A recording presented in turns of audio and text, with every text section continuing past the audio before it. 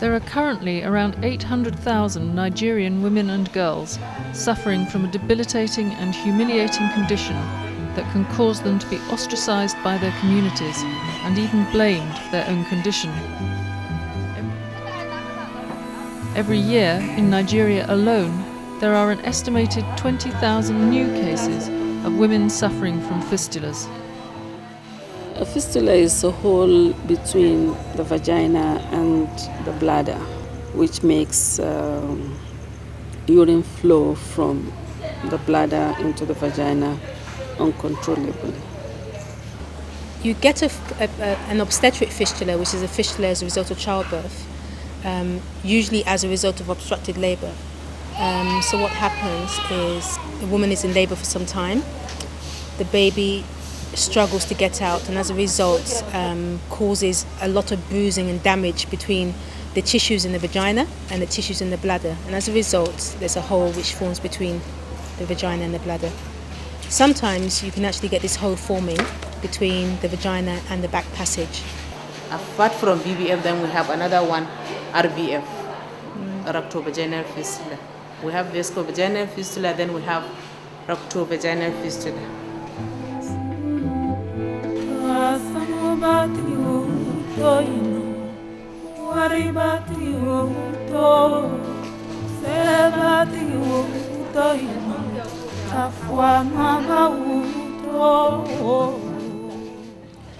Majority of people who suffer from fistulas are young girls of between age 12 to 16. Normally they are of low socioeconomic status. They are mostly malnourished. They are illiterate. It is very common in young girls, usually because their pelvises are not developed. Aka yi min aure, ina yin aure shekara na ɗaya. Na samu da juna biyu. Na yi ni ina naƙuda, sannan muka je asibiti. Da muka je asibiti ban kwana ba, aka kira likita. Lokacin da aka kira likita kan yaron ma har ya fito. Likita ya ƙarasa ciro shi. Ya zo da rai. Da ya zo da rai, haka lokacin da ya zo da rai, ni ma ba na sanin inda nake.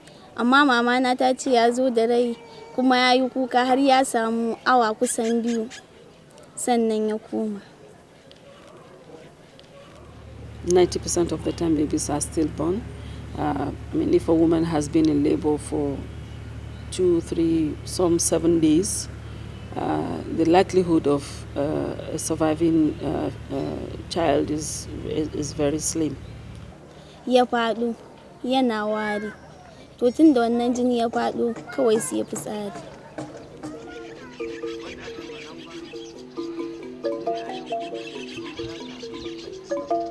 One of the, I think, quite distressing symptoms that can occur as a result of fistula is a condition called foot drop.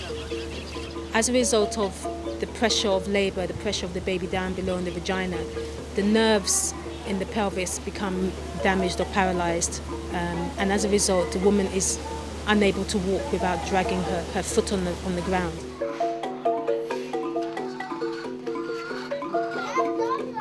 Da na tashi haihuwa ne to shine aka kai ni na asibiti. To daga nan kuma sai hankali na bace shine suka ce ba za su iya aikin ba, na je Kano aka yi min operation a ciki. To kuma daga nan shine wannan abu ya faru.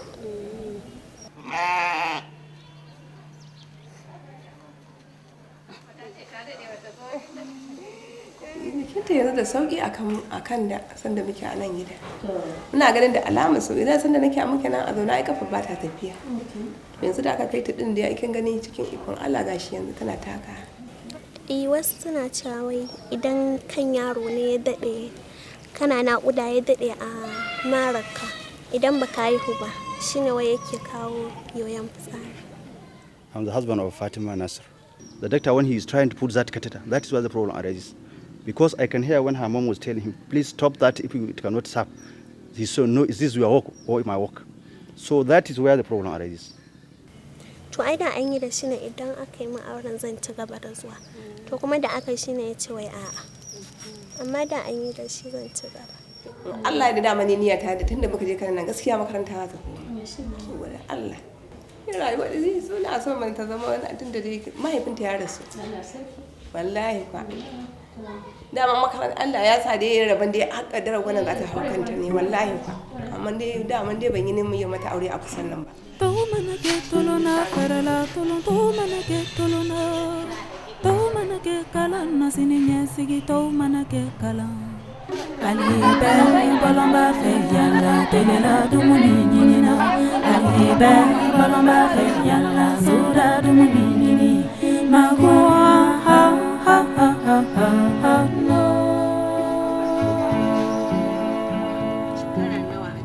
Kin gana da ana yin shekara 16 yanzu ko daga 13 14 12. A lokacin nan iyayenmu lokacin da duk ana barin su sun isa aure zamanin da yanzu kuma yara muna kankana wa'ansu ba a musa makaranta suna kankana sai a datsa ta awa yarinya aure a ce ana tsoron kar ta iskanci. Wani garin haihuwa yana samu ciwon fitsari wani kuma kamar haka wanzamai an wa yaro auren nan to bai saba da maza ba an kai shi gidan miji ya ki zama yana gudun miji sai a ce ai ban lafiya ana zuwa a je ai wa yaro gyara daga nan a taba mamu fitsara to yana samun irin wannan larura daga nan.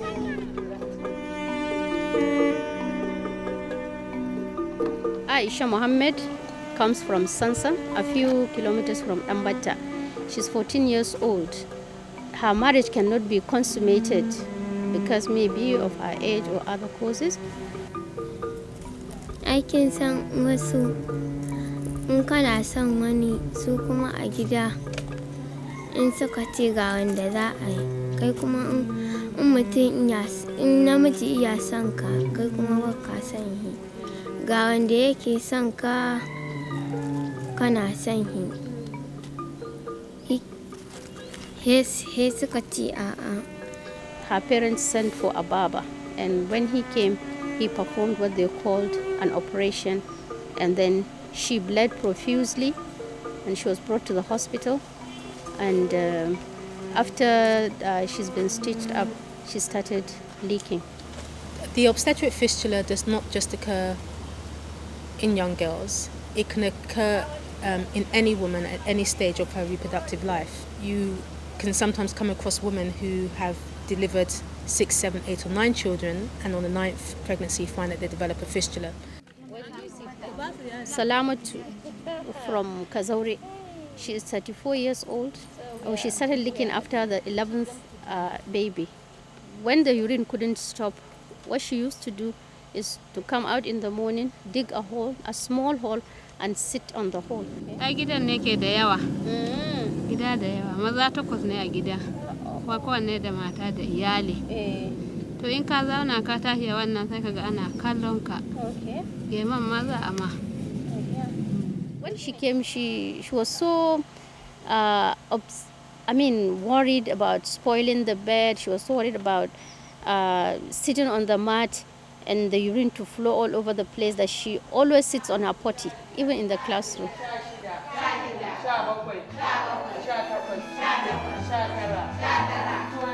On the other side of the coin will be the society, the community in which she lives. Since it is not believed to be a health problem, it is looked at as a problem of some, witchcrafts, or some goddess of the sea that is making her pour out so much water, every other thing except health. So this makes her become an outcast in the community because people start rejecting her, and in some cases they're divorced.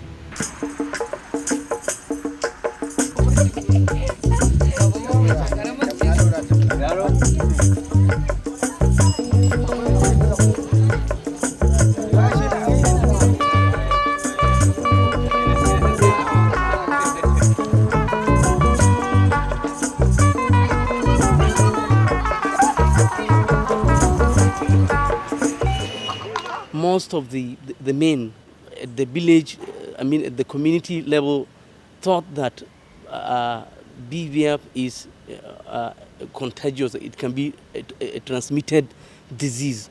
So in most cases, when patients come into the hospital at the first time, you see, you can only, it's very rare you see an escort of a husband.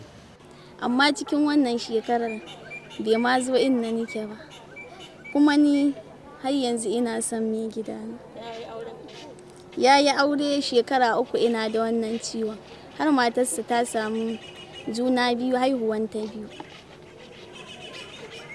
Most of the men that I have come across have been very, very supportive of their female family members.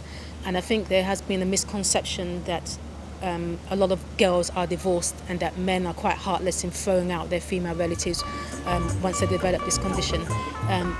We do know that there are reports of this happening, but most of the time it's with men who do not understand the condition and feel there's no cure for it and are not aware why the condition has developed in the first place. Ya dace mace in ta ji naƙuda, in tana jin ciwon haihuwa ta nufi asibiti. In kuma haihuwan ta riga ta zo mata Allah ya raba a gida, sai ta yi haƙuri a gida, amma da ta ji naƙuda ya kamata dai ta je asibiti. Ai mu ba ana neman mu ba taba kira na ba na tsara mai jego dan ni da an na je na samu mai jego cikin wahala zan ce ai maza a kai ta asibiti. To asibiti in bai da kyau na neme shi, ai asibiti da gudu nike kai mai saboda ba zan iya abin da za su iya ba. Wani yana da karamin karfi a zo a asibiti a ce siyo wannan to wani ba shi da hiya sai. Shi yasa yawanci kake gani in kamar darura ta samu ta haihuwa ake barin mutum yake ta fama a gida. Nan da aka dauke ni ba a sai maganin jaka nawa aka sai min jaka biyu aka sai min kudin mota ne 3,200. Shi ne ake cewa ya bar da kudi ya aure ni ya bar da kudi. Kin ga dai ba maganin aka yi min da tiyata aka min 1,000 nawa zai bata su dalila ke to haka aka dinga cewa haji an ba kai zuciya ne saboda nake da yanzu an bar gidan ma. To mu saboda haka ake son ba a san haihuwa asibiti. Wani ma in ka faɗi magana sai a ce ai wance dama ita ta ambata ta ce a kai ta asibiti to ga hinan ku abin ya kasance sai da aka je asibitin ita kuma ba wani abu za ta yi akai ba. To kin gani ina wannan fitsarin a nan ke iya aikin asibiti wai ya je gidanmu ya ce zai warka da ni wannan aikin fitsari amma a ba jaka 14 to ya ce a ba ya ka ce zai warka ne ce zai iya shi kenan aka ja wannan rago aka kai kasuwa aka saida ya ka ce a amma shi kayan rage ce shi ba zai ba rage zai warka da ni.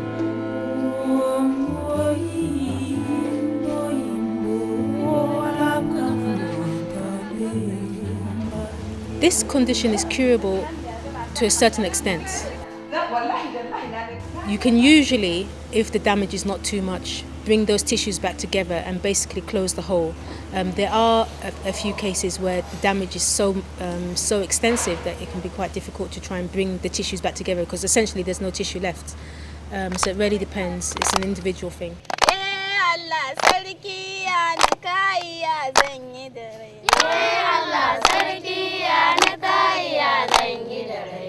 Muna kabo marhabin da zuwan baki mun yi lalai da maraba.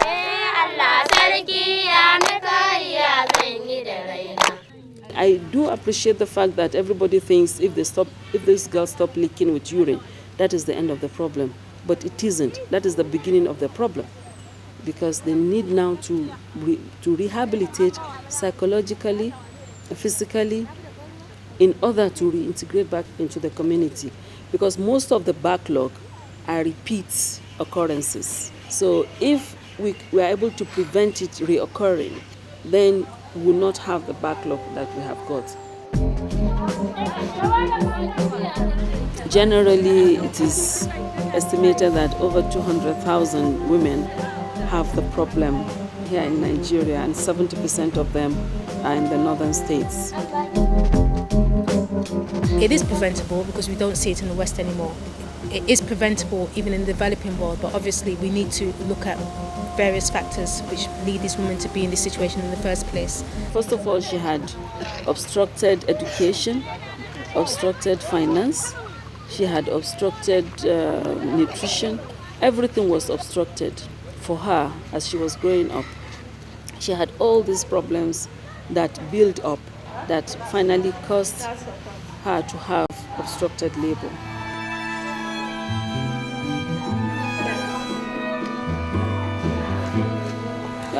What we have done is to, first of all, identify in the rural areas, in the villages, before these girls actually, become frustrated and come out of their normal environment.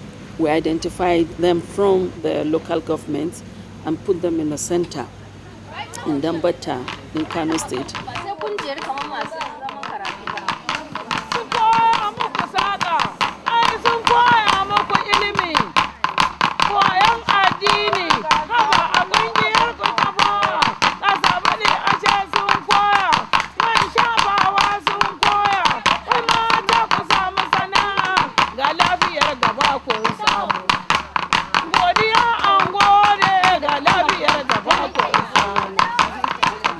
They are rehabilitated in terms of giving them good nutrition, counseling them, making them feel, have a feel of the environment, which is nice and calm and conducive.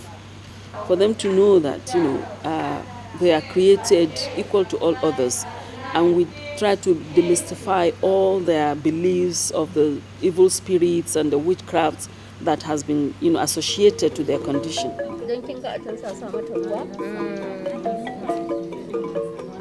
So having done that for 3 months, the girls tend to feel more at home, feel more relaxed, feel more confident in themselves. And it is at this point in time that the surgery actually takes place. Other activities that we conduct pre-operative and post-operative are development of the girls' and women's income-generating skills. And we have many skills. They develop crafts that they will identify themselves. So the girls are kept busy, socializing within themselves, go out visiting, enjoying what life is supposed to be for a normal human being.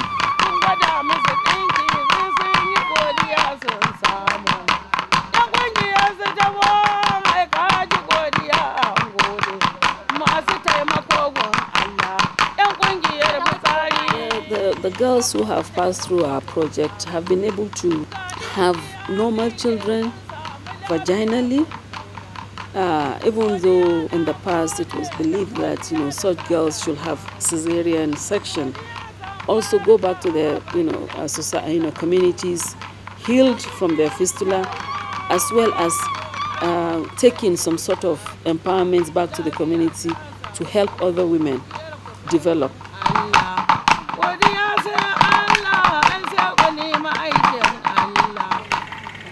Mahimmancin rayuwar mace idan ta sami ilimi sai ta yi aure kuma mahimmancin rayuwar mace kenan. Rayuwarta ta yi makaranta ga saboda Allah rayuwarta ta yi makaranta da sami ilimi gaskiya ta samu aiki shine rayuwar ya mace gaskiya yanzu ba gashi ba mu da ba mu ilimin ba haka ta fare mu muna zaune ba wani aiki ba aikin ga ba daɗi wallahi.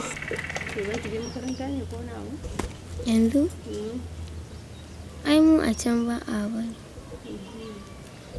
Likitan mata dai mu taimaka ƴan uwanmu. Yes, I can rely on myself. Yes.